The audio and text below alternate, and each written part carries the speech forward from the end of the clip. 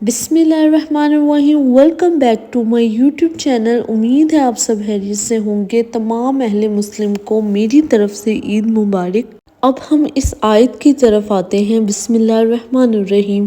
لوگوں کے لیے ان چیزوں کی محبت خوشنما بنا دی گئی ہے جو ان کی نفسیاتی خواہش کے مطابق ہوتی ہے۔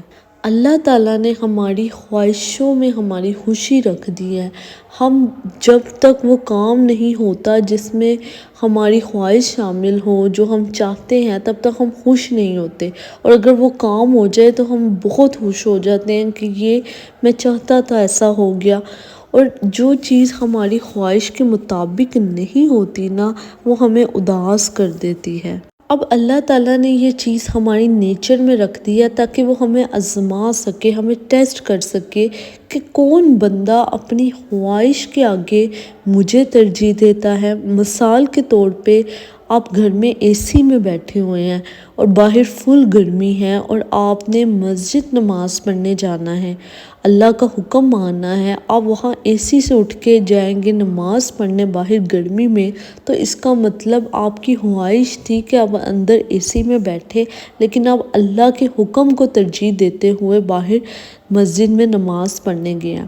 اللہ تعالیٰ نے ہمارے لیے اس دنیا کو ایک زینت بنا کے دیا ہے۔ ہم اپنی طرف جائز ہر خواہش پوری کر سکتے ہیں، کسی چیز کو روک ٹوک نہیں ہے۔ اللہ تعالیٰ نے آپ گھر بنائیں، گاڑی لیں، آپ کوئی بھی اپنی خواہش پوری کر سکتے ہیں، لیکن اگر آپ اپنی خواہشوں میں بالکل اندھے ہو رہے ہیں کہ آپ اللہ کے حکم کو بھول کے اپنی خواہشوں کے پیچھے بھاگی جا رہے ہیں، تو یہ بھی آپ کا ایک ٹیسٹ ہے اور آپ غلط راستے پہ جا رہے ہیں۔ اور اللہ تعالیٰ نے آپ کے اندر ایک چیزوں کی محبت اس لیے بھی ڈالی ہے کہ آپ کو جنت کا بھی کریز ہو، آپ کو پتا ہو کہ جنت میں مجھے اللہ تعالیٰ کی یہ نعمتیں ملنی ہیں، اور میں ان نعمتوں کو حاصل کرنے کے لیے وہ کام کروں جو اللہ تعالیٰ نے حکم دیا ہے۔ اس لیے دنیا میں اللہ تعالیٰ نے ہمارے دل میں ان چیزوں کی محبت ڈال دیا تاکہ ہمیں آخرت کو بھی ان نعمتوں کو حاصل کرنے کی توفیق ہو، اور ہم کوشش کریں اس بارے میں کہ ہم وہ جنت حاصل کر سکیں اور دوزخ سے بچ سکیں۔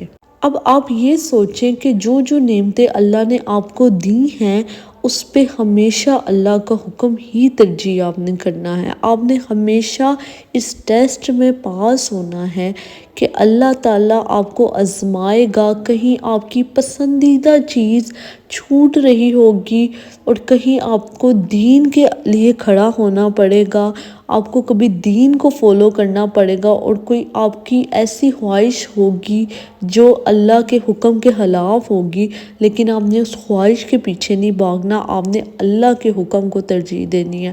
اور یاد رکھیں، اگر آپ اس آیت کو فالو کرتے کرتے اپنی کچھ ناجائز خواہشوں کو آپ پیچھے چھوڑ کے اللہ کے حکم کو ترجیح دیں گے، تو اللہ آپ کی ہزاروں جائز خواہشیں ایسے پوری کرے گا، آپ کو مسئلوں سے ایسے نکالے گا کہ آپ کو پتہ ہی نہیں چلے گا، اور وہ ایک خواہش جو آپ نے اللہ کی خاطر چھوڑی ہے، اللہ اس کے بدلے 1000 گنا آپ کو بہتر راستہ دکھائے گا۔ اس آیت کا یہی مقصد ہے کہ اللہ نے ہمیں ٹیسٹ کرنے کے لیے یہ سب کچھ محبتیں ہمارے دل میں ڈالی ہیں چیزوں کی، تاکہ وہ دیکھ سکے کہ کون بندہ اس کو زیادہ ترجیح دیتا ہے، اس کے حکم کو زیادہ ترجیح دیتا ہے۔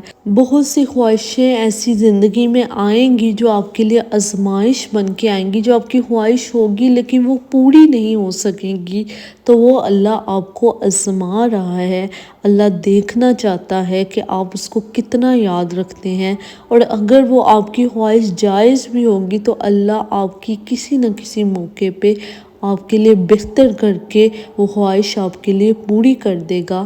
تو بس اس عید کو آپ ارادہ کریں کہ آپ نے آنے والی ساری زندگی میں ہمیشہ اپنی جو نعمتیں اللہ نے آپ کو دی ہیں اس پہ شکر ادا کرنا ہے، اور جو خواہشیں آپ کی پوری نہیں ہو سکی اس پہ بھی اللہ کا شکر ادا کرنا ہے کہ اللہ نے آپ کو آزمایا، اور آپ کو وہ چیزیں نہیں چاہیے جو اللہ کے حکم کے خلاف ہیں، اور آپ ہمیشہ اللہ کو اس کے حکم کو ترجیح دیں گے۔ جزاک اللہ خیر۔